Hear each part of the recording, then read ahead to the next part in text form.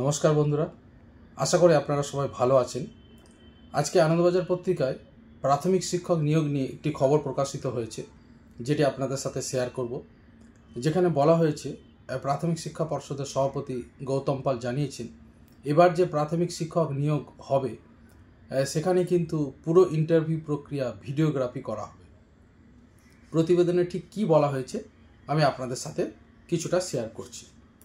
আনন্দবাজার পত্রিকার 5 নম্বর পৃষ্ঠায় আজ বলা হয়েছে, আপনারা চাইলে অনলাইনেও গিয়েও দেখতে পারেন।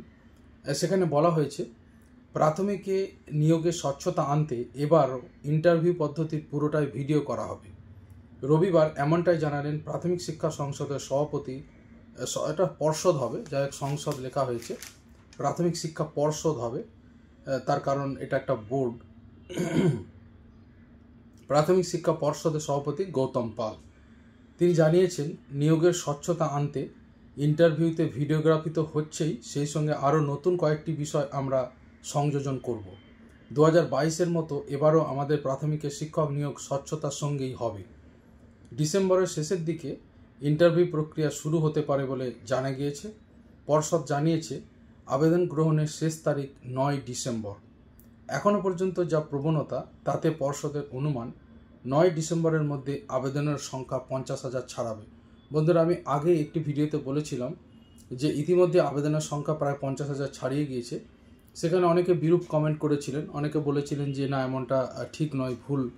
কিন্তু দেখুন, এখানে আজকে 50,000 ছাড়াতে পারে, সেটা কিন্তু আজকে হেডিংই বলা হয়েছে যে প্রাথমিকে শিক্ষক নিয়োগে আবেদনের যে আবেদনপত্র 50,000 ছাড়াতে পারে। সেটা আনন্দবাজার পত্রিকার মতো একটি অনলাইন গুরুত্বপূর্ণ চ্যানেল পত্রিকার পক্ষ থেকে কিন্তু বলা হয়েছে, প্রথম শ্রেণীর দৈনিক। এখনো পর্যন্ত যা প্রবণতা তাতে পর্ষদের অনুমান 9 ডিসেম্বরের মধ্যে আবেদনের সংখ্যা 50,000 ছাড়াবে। এখন আজকে আর হাতে মাত্র কিছুটা সময় আছে, এখনও পর্যন্ত আবেদনপত্র পূরণ করা যাবে। প্রাথমিকে শূন্য পদের সংখ্যা 13,421টি। চাকরি প্রার্থীদের দাবি, যত আবেদনপত্র জমা পড়ছে বলে তারা জানতে পারছেন, তাতে শূন্য পদের সংখ্যা বাড়িয়ে 20-25 হাজার করা হোক। কারণ 2022-এ শেষবার প্রাথমিকে নিয়োগ হয়েছিল। 3 বছর অপেক্ষার পরে প্রাথমিকে নিয়োগ শুরু হয়েছে। 2022-এ যাদের নিয়োগ করা হয়েছে তারা ছিলেন 2014 এবং 2017 টেট উত্তীর্ণ। এরপরে 2022 এবং 2023-এ টেট উত্তীর্ণ এবং ডিএলএড প্রশিক্ষিতরা এতদিন নিয়োগ প্রক্রিয়া অংশগ্রহণের সুযোগ পাননি। এই প্রথম তারা ইন্টারভিউ সুযোগ পাচ্ছেন। এক চাকরি প্রার্থী বিদেশ গাজী বলেন, কত সংখ্যক আবেদনপত্র জমা হয়েছে তা প্রাথমিক শিক্ষা পর্ষদ না বললেও আমরা দেখছি। আবেদনকারীদের মধ্যে একজনের ক্রমিক নম্বর 50,000-এর কাছাকাছি। তার মানে তো আবেদনকারীর সংখ্যা এখনই 50,000 ছুঁই। 13,421টি পদ শূন্য পদ যথেষ্ট নয়। আমরা আরও অন্তত 10,000টি শূন্যপদ বাড়ানোর জন্য অনুরোধ করছি। এসএসসির যে নবম, দশম এবং একাদশ দ্বাদশের নিয়োগ প্রক্রিয়া চলছে, সেখানে কিন্তু ইন্টারভিউতে ভিডিওগ্রাফি হচ্ছে না। প্রাথমিক শিক্ষা পর্ষদের সভাপতি গৌতমবাবু বলেন, আমাদের ইন্টারভিউ হবে কেন্দ্রীয়ভাবে, অর্থাৎ সবাইকে সল্টলেকের প্রাথমিক শিক্ষা পর্ষদের অফিসে ইন্টারভিউ দিতে আসতে হবে। 2022-এর নিয়োগেও কেন্দ্রীয়ভাবে ইন্টারভিউ হয়েছিল। পর্ষদের এক কর্তা জানিয়েছেন, আঞ্চলিকভাবে ইন্টারভিউ নিলে পরিকাঠামোর অভাবে সবটার ভিডিও তোলা যেত না। ইন্টারভিউয়ের ভিডিওগ্রাফি ছাড়াও ক্লাস ঘরে শিক্ষক পদপ্রার্থীরা কিভাবে পড়াবেন তার নমুনারও ভিডিওগ্রাফি হবে। ঠিক হয়েছে, যিনি ইন্টারভিউ নেবেন তিনি পরীক্ষার্থীদের প্রাপ্ত নম্বর কাগজে লিখবেন না, স্বচ্ছতার স্বার্থে তা সোজাসুজি অনলাইনে আপলোড করবেন। যারা ইন্টারভিউ নেবেন তাদের সবার সঙ্গে ল্যাপটপ থাকবে। গৌতমবাবুর দাবি, 2022 সালে নিয়োগ পদ্ধতি এতটা স্বচ্ছভাবে হয়েছিল, কোনো মামলাও হয়নি। এবারও আশা করা যায় সেটাই হবে। বন্ধুরা, অবশ্যই এটা আমরা সবাই চাইব যে নিয়োগ যেন স্বচ্ছতার সাথে হয় এবং যারা প্রকৃত যোগ্য তারাই যেন সুযোগ পায়। এবং অবশ্যই আমরা এখনও পর্যন্ত 2017 টেটের যে 1 নম্বর বৃদ্ধি হয়েছে সেটা এক্সপার্ট কমিটির রিপোর্টের ভিত্তিতেই হয়েছে।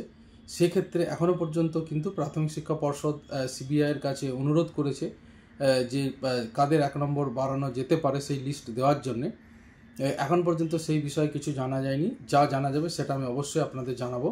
তবে এখন একটা বিষয় হচ্ছে যে নিয়োগ প্রক্রিয়া অবশ্যই স্বচ্ছতার সাথে হোক, এটা চাইবো। এটা হলে খুবই ভালো এবং হওয়া উচিত। তার কারণ লক্ষ লক্ষ ছেলে মেয়ে শুধুমাত্র একটা সরকারি চাকরির জন্য অপেক্ষা করছেন, যারা অন্তত সরকারি চাকরি চান। সবাই চান তা নয়, অনেকেই অন্যান্য অনেক বিভিন্ন লাইনে যেতে চান, কিন্তু যারা শিক্ষকতার সাথে যুক্ত, সরকারি চাকরির মধ্যে শিক্ষকতা একটি অন্যতম পেশা, সেখানে যারা চান তো তাদের জন্য অবশ্যই কিন্তু স্বচ্ছতার সাথে নিয়োগ তো হতেই হবে। এবং অবশ্যই আমরা আশা করব প্রাথমিক শিক্ষা পর্ষদের সভাপতি যেমনটা আশ্বাস দিয়েছেন সেভাবেই হবে। 2022-এর নিয়োগ স্বচ্ছভাবে হয়েছিল এবং 2025-এর নিয়োগটাও স্বচ্ছভাবে হবে। এবং 2017 যারা নাম্বার বাড়লো তারা অবশ্যই তাদের জন্য পরবর্তীকালে হয়তো পোর্টাল খুলে দেওয়া হবে, সেই সংক্রান্ত খবর আমি অবশ্যই আপনাদের জানাবো। অন্যান্য সমস্ত খবরের জন্য অবশ্যই চ্যানেলটার প্রতি নজর রাখুন। যারা এখনও চ্যানেলটা সাবস্ক্রাইব করেননি অবশ্যই সাবস্ক্রাইব করে নিন। Group C, group D, school service কমিশনের যে পরীক্ষা হচ্ছে সেই পরীক্ষার যে কারেন্ট অ্যাফেয়ার্সের বিস্তারিত তথ্য আমার কিন্তু চ্যানেলে থাকে। আপনারা অবশ্যই আমার চ্যানেলের প্রতি নজর রাখুন। কারেন্ট অ্যাফেয়ার্সের সমস্ত খবর আমার চ্যানেলে থাকে। ধন্যবাদ সবাইকে, ভালো থাকবেন।